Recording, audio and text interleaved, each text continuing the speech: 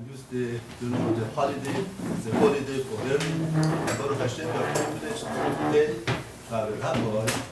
That's a very much necessity for our communities in our life nowadays in centuries that we live.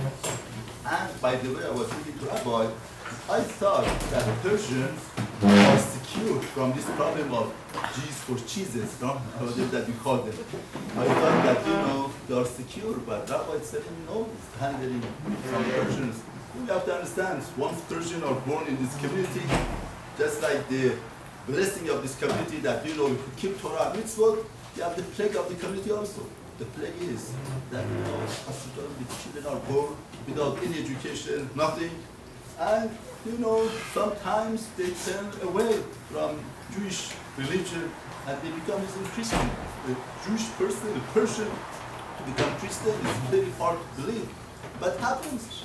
Most of our communities that are very away from Torah. And very interesting, I was talking to Rabbi, I told him that, I'm not going to give it to him for sure, but a very interesting point. I told him, what do you do with the family? He said, the first point I heard, it shook me. He said that he's going to go to family and tell them, family, you have to change, you have to do a change. You have to change something. If something like that is happening, means the dynamic of the family is not proper. Once the dynamic is not proper, that's going to happen. For Hashem, today, we are privileged Rabbi with us over 35 years, he's working, and he saved 200 people. 200 in Shamut, in Tahara, in Kedusha, the outcome of the working of a man that sees something like that necessary and is doing. And right now he will give us a very exciting lecture that I hope should not just be exciting, it should be educational for us. What, first of all, to protect ourselves, our children. Right now he was talking to me, a very, very prominent family, Orthodox, completely Hasidic. The children are going away.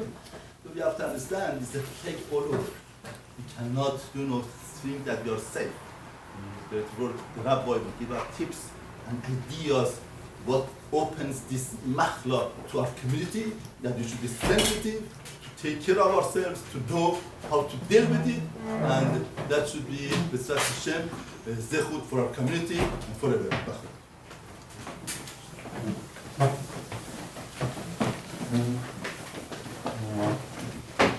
Boker Tov, Ivrit. Should I speak in Hebrew or English or Yiddish? Which one do you prefer? Farsi. Ziranu Madi, Chetori. Okay. People ask me often, some people know me here, how I know Farsi. Just by the way, in the early years before the revolution in Iran, I was working at UCLA on campus with Rabbi Shlomo Schwartz, Olav Shalom, and a number of Iranian students approached me and said, we have a problem where they're threatening to deport us and send us back to Iran with the revolution and everything. So my wife and I decided we would try to help them. So we created a company. I won't go into detail how effective the company was or details, but we wrote letters, and over a dozen Iranian students at UCLA received letters from us. And Baruch Hashem, they were not deported, and they were able to stay in the United States. So we invited them to our house. We used to live in Westwood for Pesach, and they joined the Pesach with us, and they say, now Rabbi, we have to thank you for helping us to stay in America. And all of a sudden they took out onions and they start hitting me on the head saying Dayenu. Now, as a Chabad, Hasidic, Ashkenazi guy, I never got hit by an onion. But it was an introduction, and from that I learned how to do Mishkan, I learned how we could eat Shabbati, everything, so I'm already adapted into the family. So that, by the way, is my name is Rabbi BenTzion Kravitz. For those of you that don't know me, I have lived in Los Angeles since 1978. I came here as a shliach of the Lubavitcher Rebbe Zichrono Livracha sent me, and with his blessing, I started to do work to rescue Jews who got involved in cults or Christian missionaries, but it has expanded that we have also helped many Jews who were intermarried, to help them to come back to Judaism. We have helped people with many types of problems. Just by introduction, I want to say that And whenever you talk about the issue of missionaries or Christianity, especially in a Mokum Kodesh like this, there's actually a shaila of whether or not we're allowed to say the name of the Christian founder. And I was once brought to South Africa, to Johannesburg, to lecture. I did 22 lectures in 1 week. And the final lecture was before the board of rabbis. There were over 30 rabbis there of all backgrounds. And I realized, who am I to speak in front of them? I mean, I should start with a milsa de v'dichasa, which means you start with a little joke, something to break the ice. So I said, I want you to know that the Gra, in the Bir HaGra on Shulchan Aruch, on the laws of Avodah Zorah, he says the following: Mutta loy m'shem shel osa ha'ish.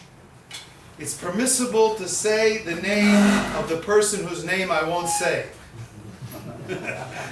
So I don't know what is more funny, that the Gra said you can say his name and he wouldn't say it, or a Chabadnik is quoting the Gra. So they all started laughing. So the truth is, it's all one Torah, and we're all one people, and we all have one Father in Shemayim. There shouldn't be any differences. So if I do say his name that way, please know that there is a halachic precedence for saying it, especially when you're doing it for the purpose of education and teaching.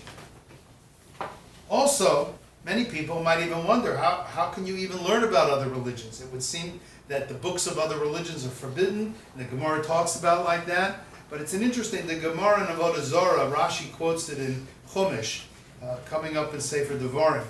The pasuk in Chumash says, Ki ata ba'al ha'aretz asher Hashem Elokecha neisei loch, lo silmad la'asot keta'avot hagoyim hayim. When you will come into the land that God has given you, you shouldn't learn to do the ways of those nations. So the Gemara, and Rashi quotes the Gemara, says it seems to be superfluous words to say lo silmad lasod. Don't learn to do. What could it have said? Simply said the same words. Don't learn their ways. Or it could have said, don't do their ways. Why does it say don't learn to do? So the explanation is, and it's very powerful, to learn them the ways of the nations, to do them, that's forbidden. Obviously. But to learn them for the purpose of educating our children so that they won't be influenced and fooled by that, then it's mutar. It's a very powerful, and you'll see next time you look at this pasuk and you look at Rashi, you'll never look at it the same. It's very powerful, and it's very relevant today. Because obviously we want to protect our children, we don't want them influenced by other foreign books. But sometimes we have to know what's in there to warn them so that they won't get pulled into it. So really we also have, we know in Pirkei Avot, in the second parak, it says, Domal l'toshiv apikosh. You should know what to answer. It seems clear. Why shouldn't I? Should just say, just walk away from them. Don't talk to them. But some of the most amazing Gemaras are when you have different Rabbanim, different Tanoim who are debating a heretic to prove them wrong. But usually the purpose is because they don't want the person to go unanswered, so that the regular people should think that there isn't an answer. They have to sometimes stand up. Now, I will say that most poskim today say that it's absolutely usher to have a public debate with missionaries. Rav Soloveitchik, Rabbi Feinstein, Lubavitch Rebbe, Zichron Leroy, they all of them said in Piskei Dinim that you're not allowed to debate missionaries in public because you are creating legitimacy for the missionary, and you're also giving a forum for them to speak to people they normally wouldn't get to speak to. So that is not what this is about. This is about education, educating us so the stronger that we are, the more we can help people. I once did a seminar at Eula, girls' school, seniors, and it was an 8-week seminar on how to respond to missionaries. And I didn't think that girls that go to an Orthodox Jewish day school would really be concerned about this. 4 years later, a young girl came to me, she said, Rabbi, I have to tell you, after I graduated Stern College in New York, I was walking on the street, And I was dressed very modestly, and a girl came up to me and said, I think you must be Orthodox. I'm very confused. A missionary's been talking to me, and I don't know who to turn to for help. And this girl graduated from Stern College, from Eula Girls School. She said, I have a rabbi for you to speak to. She called me up immediately, and I was able to help that person. So you never know when you may be the very person who is able to touch another person's life because you have some answers. And this is what it means that we need to know. Another example is that I got a call from a doctor, a medical student at UCLA. And here's a young man who went also to Orthodox day schools his whole life. He went to Yeshiva University. And after he graduated Yeshiva University, he was accepted into the medical school at UCLA. He calls me up and he introduces himself, tells me his background, Shomer Shabbos obviously. He says, I need you to explain the meaning of the 53rd chapter of Isaiah, Yeshayahu Nun Gimel. What is that chapter talking about?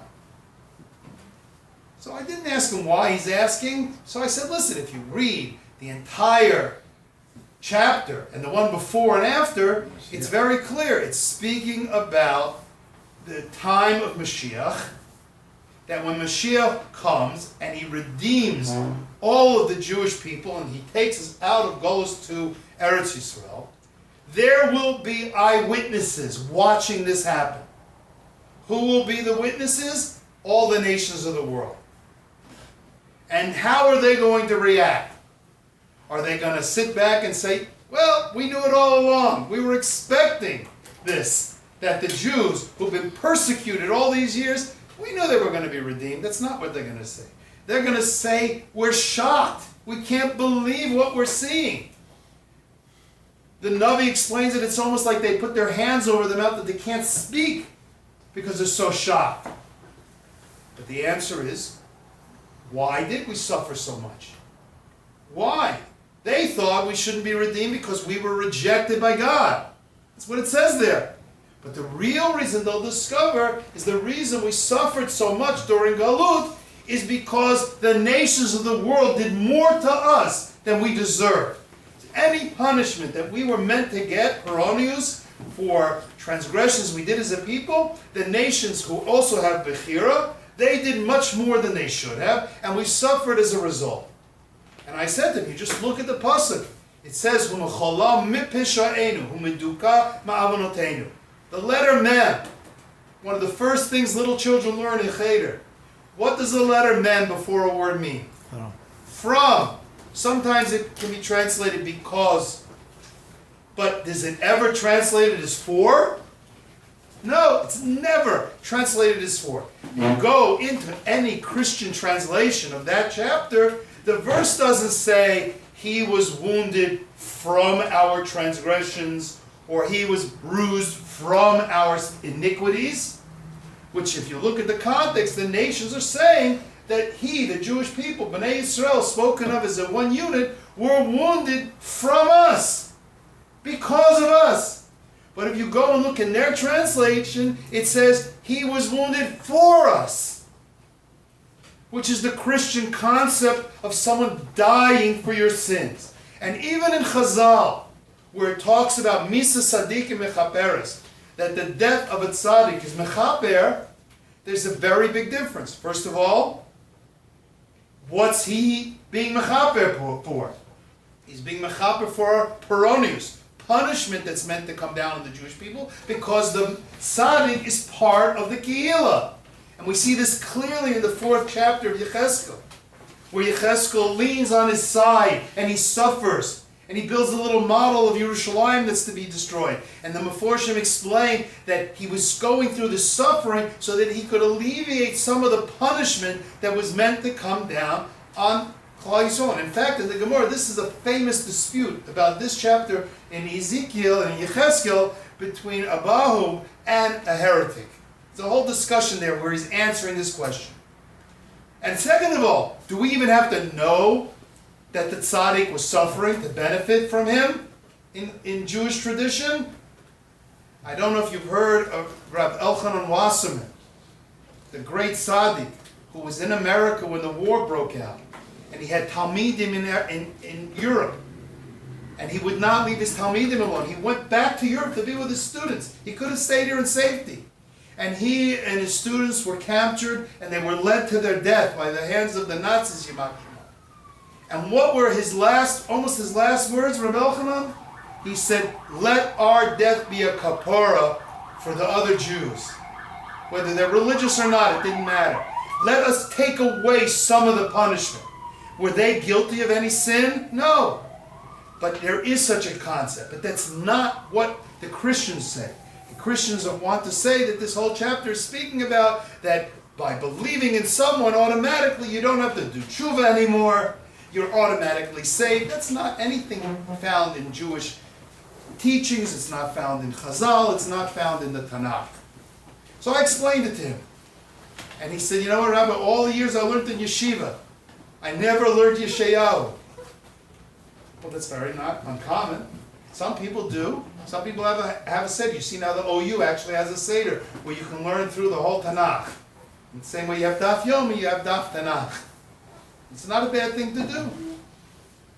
So then I finally said, why are you asking me this? It's not common that someone that went through your background, yeshiva's background, to ask me. He says, oh, let me explain to you. I wear a kippah at UCLA. And I'm walking down Bruin Walk. And this young girl comes running up to me and says, are you Jewish? You must be because you have a kippah. Unfortunately, we see that they're missionaries. And what do they dress as? They also dress up with a kippah. She got lucky that she found a Jew that's legitimate. And she says, my professor after class was talking to me and he noticed that I have a Jewish last name. And he said, I always wanted to ask someone Jewish. Who's Isaiah chapter 53 speaking about? And this girl had no idea. But when she read it, and she read, he was wounded for our transgressions, bruised for our iniquities. Who do you think she thought that sounded like? Now, for people that have been raised in a Christian country, like America, we're so inundated with these concepts, that's the first thing that comes to our mind. People that are raised in Muslim countries or in Hindu countries or in China, they don't think that. They're not saturated with television and movie and books. But we hear that and we make the association. So she was confused and she was looking for someone to help. So we walk, every one of us, when we walk with a kippah or tzitzit, or however we go in our lives, we become that one person that we may be the one that rescues someone. Because they turn to us. How much more so in our daily action we have to recognize how we speak, how we talk, how we do business. Everything reflects on us. But we could be the person that saves the neshama of someone.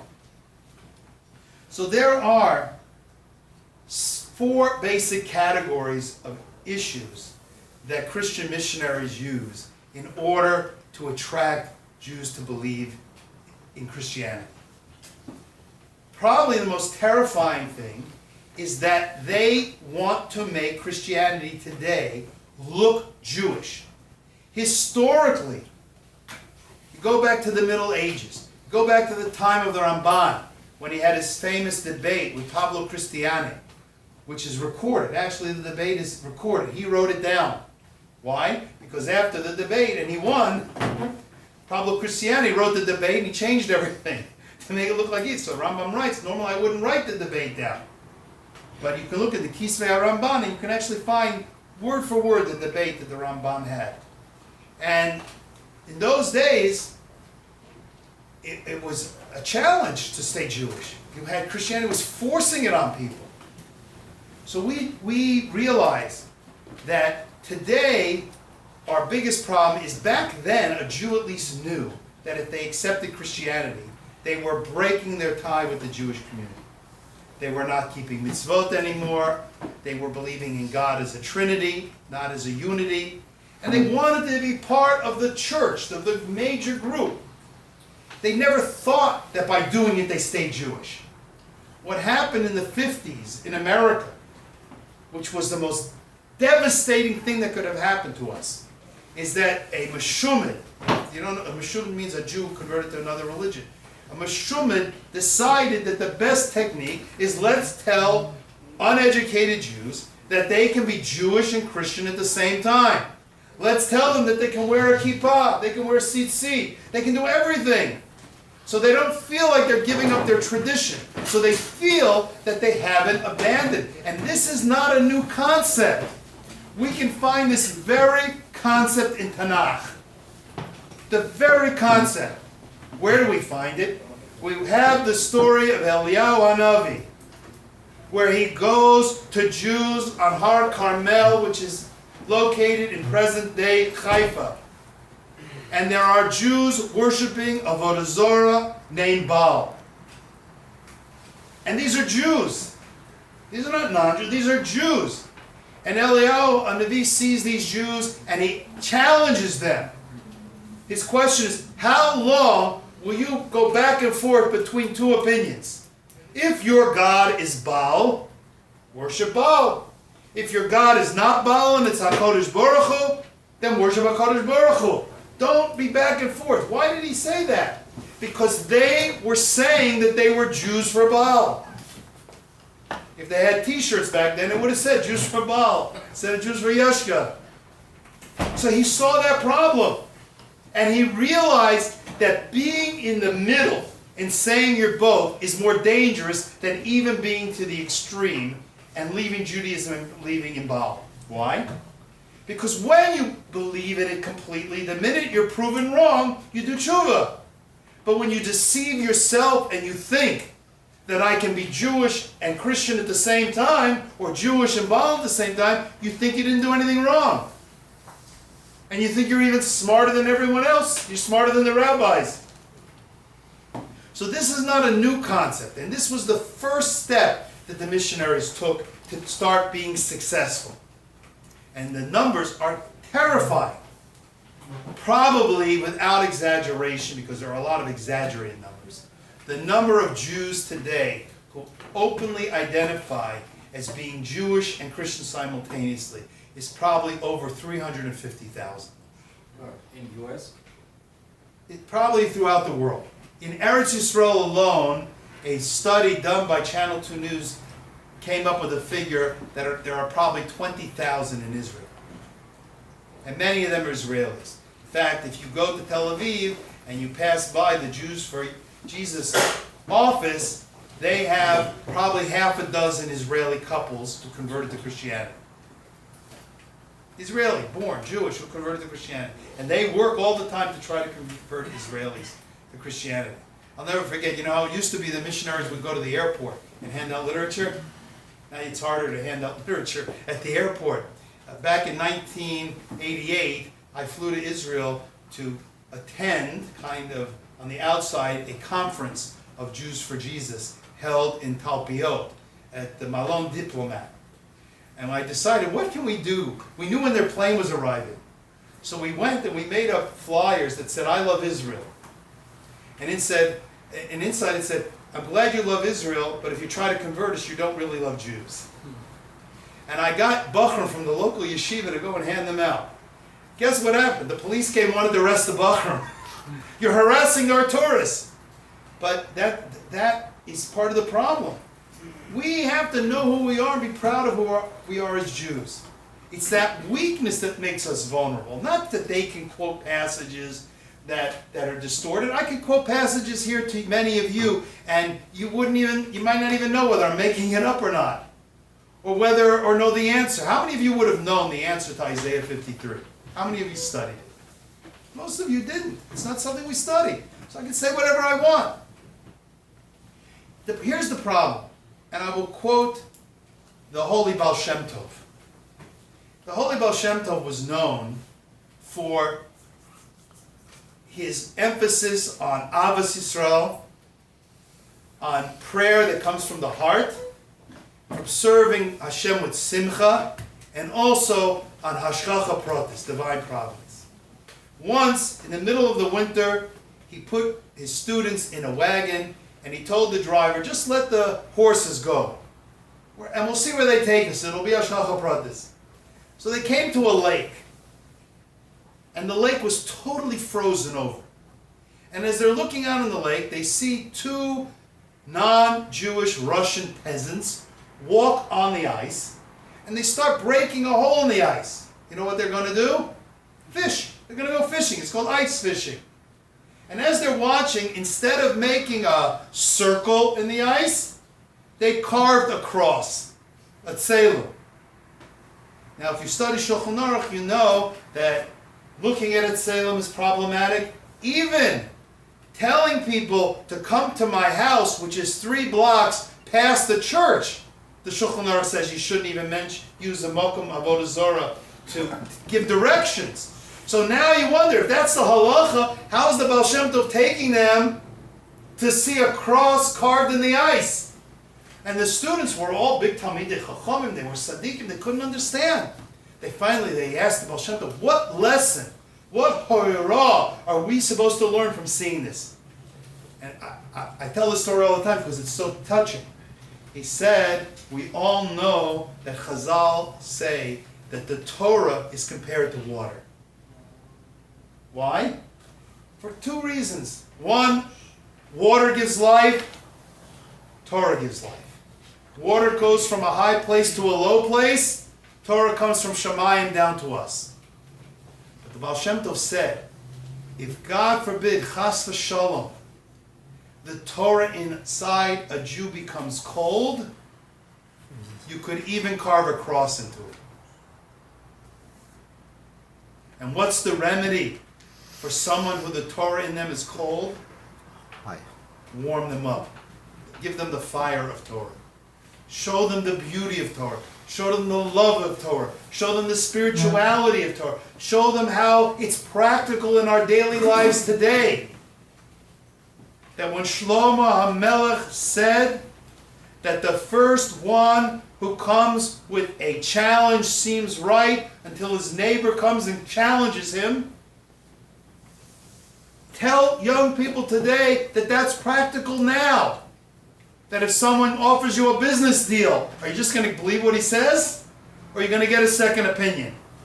A doctor tells you to do an operation. Are you just going to do it or get a second opinion? Shlomo HaMelech, over 2,000 years ago, told us to make informed decisions. How much more so when it comes to issues that challenge our beliefs and the people speaking to us sound very convincing. Doesn't mean just because you don't have the answer at that moment that they're right. All it means is they're familiar with something that you may not be. So you take the time, you turn to the Rabbanim that you know. Look at this room, full of svarim. I can't even imagine to count how many there are. There must be over 2,000 svarim here, right? This is the source and the place to turn for answers. So that is really the solution. Knowing how to answer a specific verse or passage, it's inevitable that a good missionary will know how to answer your answer. Because I know when I started this, and I started learning this on UCLA, how did I learn? I'd see a missionary talking to someone at UCLA, I'd listen to his argument, and I'd give him an answer. The next day he came back and said, you know what, I researched your answer, I have an answer. So I said, okay, let me research it. I went back and forth about 10 times. You think they don't have answers? They've been doing this for thousands of years. They have books that fill a library on how to respond. They have answers. It's inevitable. And the human mind is a master of deception. We can fool ourselves. If a person wants to believe something, I'll never forget, I was in UCLA, when I was in those days at UCLA, I went to Westwood Village. And there was a missionary preaching. And there were a lot of people listening. And although I didn't have a formal debate, I didn't advertise it, I had to answer him. So I started talking to him and I started asking him questions which he couldn't answer. And, the crowd listened and then it was over. A month later, I get a letter from a young girl who was visiting LA from Northern California. And she said, I asked someone what your name was, I looked you up, I found out how to write you.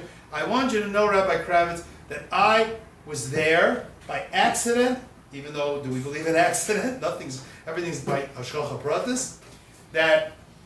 And I was listening to this missionary, it was very convincing. And it was really making a compelling argument. And then all of a sudden you came and you gave a good answer. I decided not to convert. Baruch Hashem.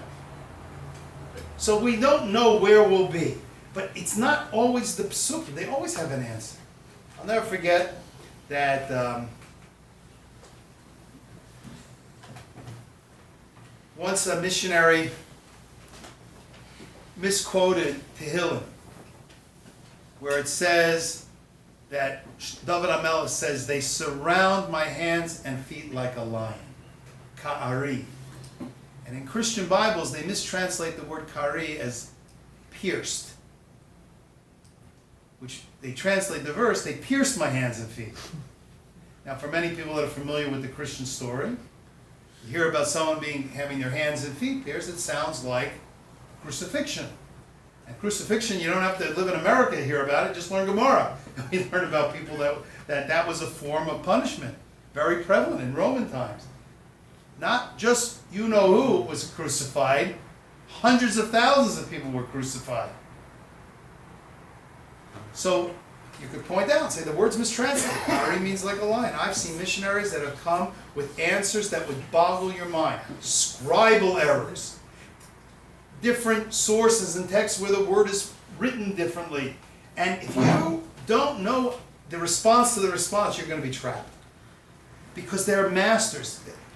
So that same Westwood incident, there was a sign in the store that I immediately bought over in Westwood. It said, my mind's made up, so don't confuse me with facts. If someone's mind's made up, all the facts in the world are not going to change them. What will change them is warming them up. You have to first warm them up to be makabel it, and then they can listen to the facts. Let me tell you,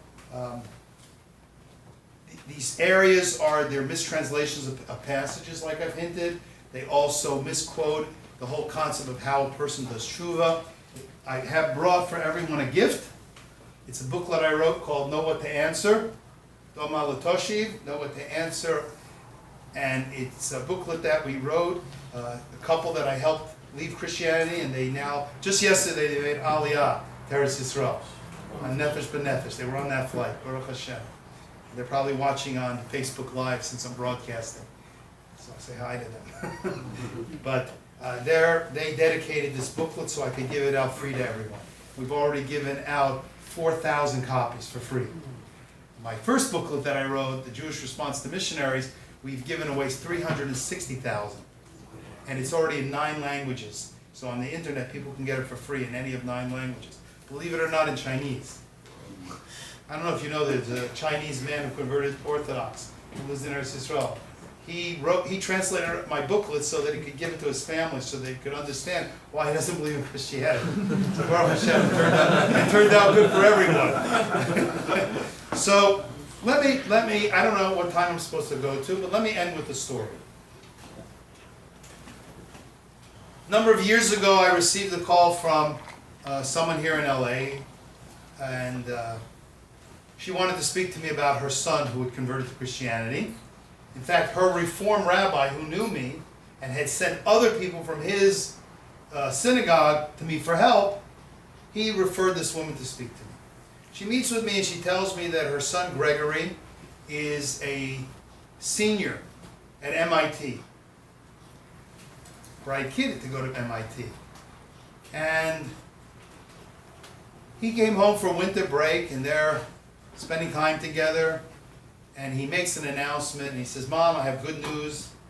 My girlfriend Andrea, who's a junior at MIT, whose father is a professor of mathematics at MIT, we're getting married.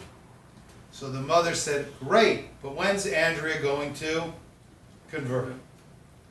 So he says, Mom, you don't understand. Andrea doesn't have to convert because I became a Jew for Jesus. Now I'm Jewish and Christian at the same time. And if you'll let me show you a few verses in the Bible, I'm sure you'll believe it also, because it's just so obvious, it's so clear. Well, the mother threatened to drown him in her swimming pool as a joke, and she realized that that wouldn't work. So she said, Gregory, you know, ever since you were a little boy, working up to getting your driver's license, you wanted me to buy you a red Jeep. I'll make you a deal, she says. If you don't convert to Jews for Jesus, I'll buy you a Jeep, and we'll make you Jews for Jeeps. He says, no, Mom, you don't understand. I didn't convert. And that's very important to hear that. In their minds, they didn't leave anything. They're like the worshippers of Baal who think they're still Jewish. So she didn't know where to go, and that's when she got referred to me. He had already gone back to Massachusetts, so one of my friends who also does this work, he agreed to fly up to Boston, and he met with Gregory and Andrew for 8 hours. And they were very open-minded. Problem was, it was open on both sides. Everything he said went in one side and out the other. Because my mind's made up, don't confuse me with facts. But the only thing he did agree is that he would visit me the next time he comes to LA. And this time he was here by himself, without the girlfriend. Fiance, actually. Not his fiance. He comes and calls me up. He walks into my house with a Bible, all ready to convert me. And he says, Rabbi, how do you respond to Psalm 22, verse 16? And I said, are you hungry? Can I give you something to eat? Let's not argue. Let's sit down. Let's get to know each other first. Let's become friends. I don't want to argue with an enemy. If you want to argue, it's okay to argue among friends, but we don't even know each other. Let's sit down. Let's become friends. Let's talk about what we have in common. And interesting, he didn't know. Rabbis believe in God. Rabbis believe in spirituality. Rabbis believe in prayer that comes from the heart, where we actually talk to Hashem. And you know, there's different types of tefillah. There's a tefillah that the Chachamim wisely put into the Shemona Esrei to help us, so we'll have kavanah on certain things we might forget. But there's a kavanah where you can turn to HaKadosh Baruch Hu at any minute. Just speak to God. Right? He didn't know that about Judaism. After a while, and he started to realize that, he said, can I ask you now about Psalm 22, verse 16? I said, sure. So he shows me the verse. Which one is it? They pierced my hands and feet. Rabbi, who's that speaking about? It has to be speaking about Yashka. Wait a second. I have a question for you. He says, okay, could you read from the New Testament, Luke chapter 14, verse 26, and tell me what it says? He says, Rabbi, you want me to read from the New Testament to you? I said, yeah, what does it say? He opens it up, and the verse says, unless you hate your mother and father and brothers and sisters, you cannot be my student. That's Jesus saying that. And his mouth dropped, and there were 30 seconds of silence. What is it? The verse says, unless you hate your mother and father and brothers and sisters, you cannot be my student. And after about 30 seconds, he says, it doesn't mean that. I said, what doesn't it mean? He says, it doesn't mean that. I said, tell me what you think what it sounds like that you're telling me it doesn't mean. He couldn't even get himself to admit that it sounds like a prerequisite for believing in Jesus is you have to hate your whole family. So finally he says to me, you know, Rabbi, I know what's wrong. You read this verse out of context. Not only that, you're reading it in English. But remember, before the English, it was in Latin. And before Latin, it was in Greek. And before that, it was spoken in Aramaic. By the time it went through all these different languages, it got changed. It doesn't really mean that. It sounds like that, but it doesn't mean that.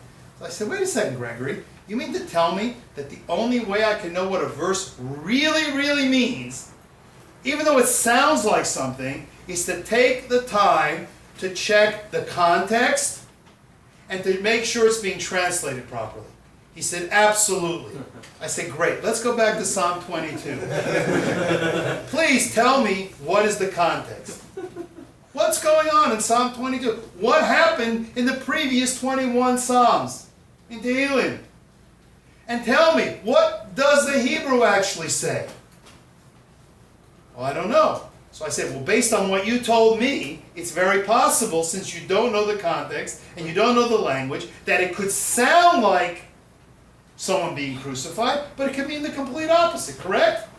Possible. And that was the way I got him to start opening up to realizing, not to try to prove that he's wrong. I had to help him to get him to start thinking. And then when I was able to offer an alternative, I said, now you have to choose. Everybody has to choose. But if this consistently happens with every verse that we study, then you got to realize that something's wrong here.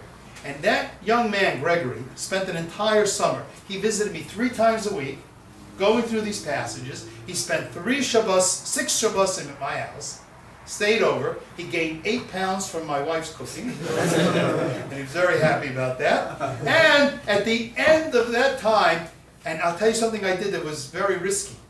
I wanted him to show him how important it is to hear both sides. I said, I don't even care if you go back to Jews for Jesus and tell them what I said. Under one condition, that whatever they tell you, you come back to me and we discuss it. One day he comes to me, it's like in the 6th week, he says, you know, I went to the Jews for Jesus with that last explanation you gave me. You know what they told me? They said, don't talk to Rabbi Kravitz anymore. So I said, well, what does it tell you? I encourage you to hear their point of view. Because open dialogue and thinking back and forth is healthy. They don't really want you to talk and hear the other side. So Baruch Hashem, he went back to MIT, to school, and I didn't hear from him for several months. Comes December, I get a call from a family in San Diego. Their daughter, Jackie, is a sophomore at Stanford University. She is on an athletic scholarship. And before every meet, competition, do you know what all the athletes would do? They would form a circle and hold hands, and they would pray. This is very common in the United States, called the prayer circle. And whose name do you think they prayed in? Jesus. So this girl grew up in a very traditional home. She was not observant at the time, but when they said his name and they said amen, guess what she did? Nothing. She wouldn't answer. Her best friend says, what's wrong, Jackie? Don't you want us to win? How come you're not praying with us? How come you're not saying amen? Listen, I'm Jewish, and I can't do it in his name. So she says, wait, you could be Jewish and Christian at the same time? Isn't that one of the arguments? So they introduced her to someone that was Jewish who had converted and started showing her all these passages. She didn't have anyone to hear the other side from, and she got converted, and her mother went crazy and finally found me, and I went down to San Diego. I drove down to San Diego on a Sunday. I got there around 11 o'clock. I left Monday at 11. I stayed overnight in their guest house. We went through every single passage that she asked me about. But the first thing I did is I built up a relationship, rapport, friendship, so she trusted me. At the end of that meeting, before I left, I asked her, well, what do you think? She said, I'm not convinced yet. I need to study some more. I said, how about next Shabbat? I will come down, I will be staying with a friend in San Diego, a friend of mine, Rabbi Moshe Leader, and we go there for Shabbat all the time. Why don't we meet, you'll come over there Friday night, and we'll talk some more. She says, I'd love to do that, can my parents come? And I was just praying that her parents would say yes, and that they would set that example, which they did. I come back to LA, and I say to my wife, Devorah, you think you could call the leaders and make sure they have room for us? So we take care of that. Listen what happens. Friday afternoon, we're packing our car up to get down to San Diego. And as we're doing it, there's a knock on the door. Who knocks on our doors in LA? Either someone collecting money or Mormons. I come to the door and there's a young teenager with an MIT t-shirt, a kippah sruga, knitted kippah, and blue jeans. It's Gregory. He says, I'm here for 1 week and I don't have any place to spend Shabbat. So where do I go? Rabbi Kravitz. But I got here early because I know the food is really good. So I say, Gregory, I got bad news. We're not going to be here for Shabbat. We're going down to San Diego. He says, I got nothing better to do. Can I come? I said, get in the car. He gets in the car. We're driving down. And all of a sudden, on the San Diego freeway, it's like a light went off in my mind. I said, this is perfect. Gregory and Jackie go to the same type of Ivy League college. They're from the same background. He went through Christianity, got out. She's in the midst of it. Maybe he'll talk to her and help her. Baruch Hashem, they spent a lot of time talking. He shared his experience, and in fact, that helped her. Comes Motzi Shabbat, and I'll never forget this, my whole life. I'll never forget it. I'm there, Rabbi Leader, my wife is there, Gregory, and Jackie. And Jackie says, I have an announcement. I've really given it some thought, and I realized I jumped into Christianity too quickly. I didn't have all the facts. I can't believe in it anymore. So we were thrilled. All of a sudden we notice she's crying. She's uncontrollably crying. So we go, what's wrong? She says, I don't know what to do. If I go back to school tomorrow at Stanford, how am I going to explain to all my Christian friends that I don't believe in this anymore? They're going to pressure me. So I said, I have a solution. Don't go back to school. Take a semester off. She said, what should I do? I said, go to Israel. In fact, I'll pay for your ticket. And you do whatever you want. You want to just tour? Fine. You want to go on a kibbutz? Go on a kibbutz. I don't care. Just get away. She had the biggest smile on her face. She said, absolutely, I'm going to do it. Then she starts crying again. You go, what's wrong? She says, Rabbi, everything I own is in my dormitory room. How am I going to get my stuff? Right then, Gregory stands up and he says, Jackie, I have this brand new red Jeep. I will drive you up to Stanford and help you move your stuff out. And the next day, he did that. Brought her back to San Diego. I then invited the two of them to stay at our home for the next Shabbat. And I also invited 3 people who, Baruch Hashem, we rescued and brought back to Judaism. And it was amazing Shabbat. Amazing, beautiful. After Shabbat ended, Jackie is sitting in the living room reading a story to my youngest daughter. My wife, Devorah, was a therapist, went upstairs to check her messages, and I went in the kitchen to clean up. Gregory comes in the kitchen, and he says, Rabbi Kravitz, I have another question. I said, Gregory, did I ever tell you you couldn't ask a question? What do you want? He pulls out his wallet, and he takes out a photograph. And he hands me the photograph, and he says, who is this? I look at the photograph, and it's Jackie in the other room. And I'm thinking, this is great. After 1 week, these 2 Jewish kids are sharing pictures. He asked me again, who is it? I said, it's Jackie. He says, go show it to your wife. I go upstairs, I show it to my wife, Devorah. And Devorah says, where'd you get this picture of Jackie? He says, well, Gregory's carrying around his wallet. So we start singing, matchmaker, matchmaker. You know, we made a shidduch. This is great. We go downstairs, we hand the picture back to Gregory, and we said, we're really glad that you guys became friends. We hope that it continues. This is great. He says, let me tell you something, Rabbi. Do you remember the last question I asked you before I left your home to go back to college at MIT? I said, no, I don't. He said, Rabbi, I love praying to God, but I don't understand Hebrew. What am I going to do? So I said, you pray to God in English and speak to God the way a child, a loving child, speaks to a loving father. And just speak from your heart and talk to God. He said, Rabbi, I went back and I told Andrea that I didn't believe in Christianity anymore. She said, in that case, the engagement's off. I can't marry you. And I was heartbroken. He really loved her. He went to Friday night services and he remembered what I said and he starts praying to God. And this is what he said. God, I know I have to stay Jewish, but I love Andrea. But I'll make you a deal. I'll give up Christianity 100% and won't marry her.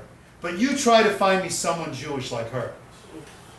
He then looks at us and he says, see this picture? And you thought it was Jackie in the other room? It's not. It's Andrea. And they look exactly alike. And he said, there's no doubt in my mind that there is a God who answered my tefillah. And Baruch Hashem, they both went out to Eretz Yisrael. They both became Shomer Shabbos and Frum. They got married. I was one of the rabbis that did the wedding. And Baruch Hashem, they're living a beautiful Jewish life and raising their children Jewish. And what does it come from? It didn't come from simply knowing how to answer the passages. It came from warming up the water inside of them and making them feel the warmth and beauty of Torah and sharing it with them and being understanding. And we can all do that. We all have that within us to do that. God doesn't come to test us with something that we can't do. So if we are engaged and someone comes to us, we have the ability. But remember, do it with love and Ahavas Yisrael and patience, and try to be makar of them. And then they'll be more receptive to hear the answers. If it becomes a battle and a challenge, no one wants to be screamed at. So I hope and I pray that all of you will become representatives of Jews for Judaism by helping me, by reaching out to people, because I'm sure there's not one person in this room that doesn't know someone who's less religious than you. We all know. We have family, we have friends, and they're the ones that are vulnerable. And who are they going to turn to when they need help? You. And you need to know that there's answers. So I'm happy I brought these books. I would like to offer them to you as a gift from Jews for Judaism. I hope everyone will take it. And I will have a minute for questions. You want me to take a few questions? Just wanted to say that this shoe, loving shoe, was for a memory of a loving friend that we lost, Yosef Ben Yitzchak, and everything sponsored through his family. His family sponsored, and was very befitting, what you said today for this lovely person. And we have 7 minutes for questions. Okay. Anybody has questions?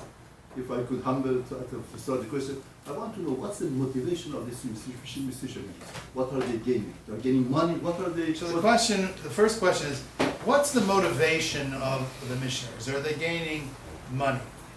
In Eretz Yisrael they passed the missionary law, which was you're not allowed to offer monetary inducements to convert someone. And they haven't been able to enforce that at all. It wasn't very practical. I think in earlier years that sometimes people realized that it would make it easier for them to work and they'd be able to get money and the church would give them. I don't really think that's the motivation today. I think the motivation today is they're dissatisfied with their life. They're very either dissatisfied with Judaism or do not think that Judaism is relevant. And they live in a country where Christianity is predominant. And even in countries where it's not predominant, it's all over the internet. It's the most prominent religion on the internet, Christianity. And if you want to say it's Islam today, what's prominent about Islam on the internet today is not very positive. It's full of a lot of fearful things. So Christianity comes and it offers warmth and love and forgiveness. I'm not saying they're correct, I'm just saying, but it's offering, it's like, I'll give you an example. Imagine a child has never been in a swimming pool. And they're constantly being told, if you fall in that swimming pool, you're going to drown. Chas v'shalom. But the water is just 3 inches high. It's a wading pool in the backyard. And the kid goes in and he falls down. And he thinks he's drowning. And you throw him a life preserver. And say, this is the only thing that can save you. Guess what? The child's going to grab it and not let go. In fact, anyone who ever became a lifeguard, I did when I was much younger, in a different lifetime, we learned that sometimes you have to rip the life preserver out of their hand because they're holding on to it because of the shock. Christianity creates this concept that we're all doomed to being punished in hell and that they are the only life preserver. And for people that are living in a world with lots of confusion, immorality, crime, disrespect for police officers, for politicians, for the media is full of it. For many people that are looking for something meaningful, where are they going to go? So Baruch Hashem, we have a beautiful community here. But we are a very small minority in the country and in the world. So the predominant religion is Christianity, and it's offering this loving, caring answers to all your problems. That's very enticing. Listen, if people can go down the street and someone says, here, buy a nice watch. And people can buy a knocked off Rolex that's not real because it looks nice, how easy it is to get something that says this will save you. So I think that's the real motivation. What convinces them is all these passages, and they don't have any answers to it. Makes sense. And remember, they don't have any knowledge of Judaism. So I helped a family from San Bernardino. Jewish woman, non-Jewish husband. And he kept telling her, you're more Jewish than ever before. She says, how do I answer that? I said, you have to understand something. How he defines Judaism for you is not the way he defines Christianity for himself. He defines Christianity as a faith. Right? It's a faith belief in God. He defines Judaism not as a faith for you, but as a ritual and traditions and customs. So if she didn't do anything Jewishly, and now she's going to a Messianic synagogue on the Sabbath and reading the Bible, of course she's more Jewish with rituals than she was before, but she's not more Jewish by faith and belief. So you're arguing it in two different ways. He's saying, you're more Jewish than ever before, but Jewishness isn't only our rituals. When Mordechai was called Mordechai ha-Yehudi, was he from Shevet Yehuda? No, he was from Shevet Binyamin. Why was he called Mordechai Yehudi? The Gemara says, because he wouldn't bow down to Avodah Zorah. And that Yehudi, interestingly, is spelled Yud, Hey, Vav, Dalid, Yud, and the first three letters are the name of the holiest name of Hashem, Yud Kei Vav Kei. And the Dalid, the Gemara in Shabbos says Dalid stands for Dalut, where you're poor, you're missing something. And what is he missing? The Yud. And the Yud, according to Kabbalah, stands for what? HaKadosh Baruch Hu. And if you draw that down into your life, the Dalid now becomes the Hey, and it spells Yud Kei Vav Kei. That Mordechai was a believer in God. He wouldn't bow down to Haman, to Avodah Zorah. The foundation of who we are as Jews is our belief in one God, indivisible. Then all the mitzvot follow. And it's not just the mitzvot of learning Torah and putting tefillin. It's the mitzvah of being honest in business. You know the first question we're asked when we go to Shemaim, to BenTzion Shamayla, when we reach 120? Were you honest in business? Not, did you wear 3 pair of tefillin? What was the answer? That was a joke. But the answer is, so I'm just saying, we need to, that's why they're missing it. Yes? What is isn't now Christianity best friends of Israel and Judaism, and what's the difference between Jews for Jesus and the conservative?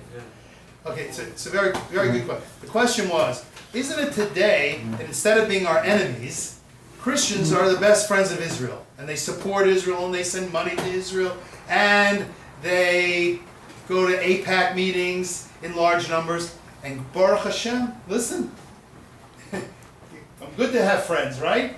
But we have to not forget that even though many of those people are supporting Israel, that is a nationalistic support, but in their religious belief, they still believe we should believe in Christianity. So they can have both at the same time. Now some will not try to convert Jews actively. And there are many that won't, that are very respectful. But if they're evangelical Christians, conservative evangelical, if they have an opportunity to share their belief with Jews, now, I don't have a problem even having an evangelical Christian come to my house and talk to me. Why? Because the water in me is really warm. A little schnapps, whiskey, on Shabbat, keeps me good and warm. But I'm more worried about the person that doesn't know that.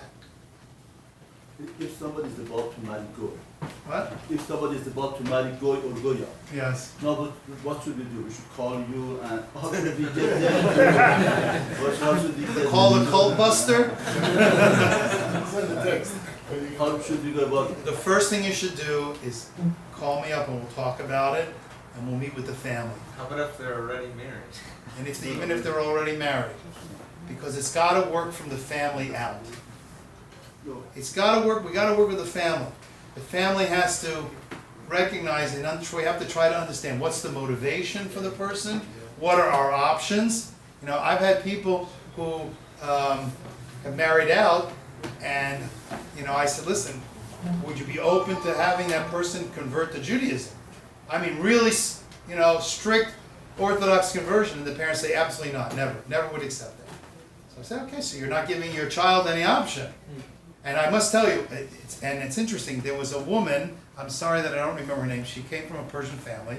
She was a student of mine at one time at Eula, and she wrote a book called Off the Derech. I don't know if you've heard of this book. Yes. It's a book, she actually, for her, I think, PhD dissertation, she interviewed hundreds of young adults who were raised Orthodox and left Judaism.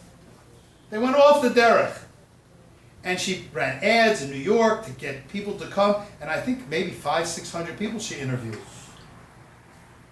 And they came from every imaginable background. They came from Satmar, they came from Lubavitch, they came from Lakewood, they came from modern Orthodox, all backgrounds. And when I heard her speak, I went up and I said, listen, before I read the whole book, if you could tell me in one short sentence, what was the most common denominator that you found about why they went off the derech? And I was shocked. She said no matter where they were, Lubavitch, Satmar, modern Orthodox, whatever it was, they were raised to think that if they become more than that to the right, it's no good. If they become more left, right? If they're, you know, if they're Hasidish and they become Litvish, or they're Litvish and they become modern Orthodox, it's no good. So if they're not finding happiness where they are, they're not finding fulfillment, and they're told that either side is no good, so what's their choice? Goodbye. So the Rambam said that kitzonim, extremes on both sides, is not the best path. He suggested what? The middle path. Sometimes we have to realize that sometimes that, in order to start bringing the person back, that we can't always expect that our children are going to go in the same exact way as us. But we bring them one step at a time. I told you the story of someone that I suggested that he have his son learn with a rabbi once a week, instead of cutting his son off. Because maybe through that he'll start to slowly come back. So there's different ways and different methods. It doesn't work all the time. But I think we've run out of time. Thank you very much. I want to thank you all very much. Please, do not leave without taking a book.